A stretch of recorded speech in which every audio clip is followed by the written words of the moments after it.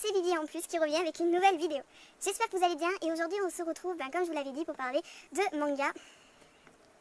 Oh là là, le tournage il commence mal. Oh merde. Ah mais non, moi je veux faire en une prise, putain de chat. Oh, retour avec la clique. Putain, elle est chiante. Oh mais non, Chaussette, arrête. Mais putain, ce chat fait que de se rouler, il me fait chier. Tu m'énerves. À la base je voulais vous venir toute seule, mais toi tu m'as suivi comme une grosse...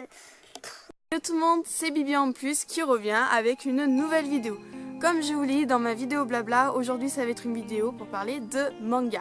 Et le manga dont je vais parler dans cette vidéo est The Ancient Manus Bride ou Mahoutsukai no Yume.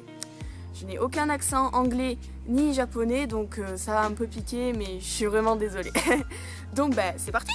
Alors, donc j'ai dit le titre, maintenant le type de ce manga c'est un shonen, donc les shonen ce sont des mangas romantiques, plus ou moins, donc voilà, le type de ce manga c'est qu'il est romantique. L'auteur RE, je précise, est Kore Yamazaki, donc voilà, donc j'ai présenté un peu le manga vite fait bien fait, le titre, patati patata. Bref, on va passer à l'histoire. Alors, on rencontre Chise Hattori, une fille âgée de 15 ans, d'origine japonaise, qui se retrouve dans une vente aux enchères en Angleterre. On ne sait pas pourquoi elle est là, pour le moment, on ne sait pas pourquoi elle est là. Elle est vendue à un sorcier, Elias Ainsworth. J'arrive pas à dire son nom de famille. Bon, je vous l'écris et vous essayez de le prononcer chez vous. C'est un peu compliqué, moi j'ai encore un peu de mal. Bref, donc il a acheté, si vous voulez savoir, pour 5 millions de livres. Ça fait cher, hein. Donc il a acheté pour en faire sa disciple et son élève, élève. Et spoil de la fin de l'épisode 1 de l'animé et je crois la fin du premier chapitre, et il la demande en mariage. Donc voilà. Après, on se demande pourquoi il a acheté autant cher, pourquoi elle est autant chère, etc. Mais ça, on le sait dans la suite du manga sur papier et dans la suite de l'animé.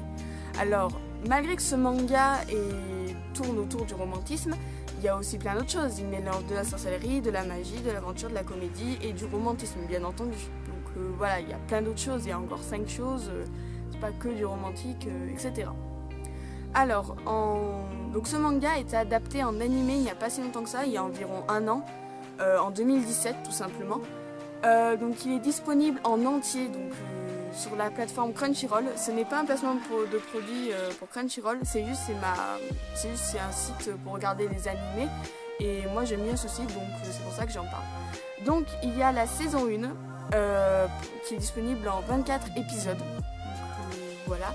Et au niveau du manga papier, il y a 8 tomes qui sont actuellement disponibles, alors le tome 9 est en cours de création si vous voulez. Et il va sortir aux alentours de septembre-octobre. On n'a pas encore de date vraiment précise, mais il va sortir aux alentours de septembre-octobre. Donc voilà, c'est dans environ 2-3 mois, pour faire un peu global. Et du coup voilà, au niveau de l'animé, j'ai parlé d'une saison 1. Alors, il n'y a pas actualité pour le moment de faire une saison 2.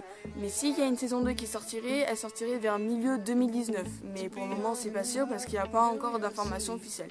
Donc là, toutes les sources que je vous parle, j'ai lu ça sur Wikipédia et j'ai tapé ça un peu dans la recherche Google et je me suis baladée un peu sur plein de sites. Vous pouvez faire ça, ça aide un maximum et voilà, ça fait toujours plaisir d'un côté.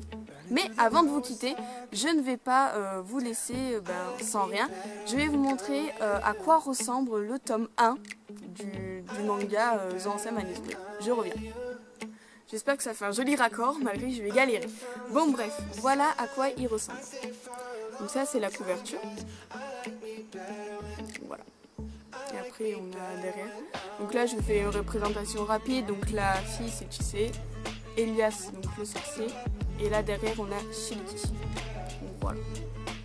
Voilà. Et Ariel, j'ai oublié Ariel. Donc voilà.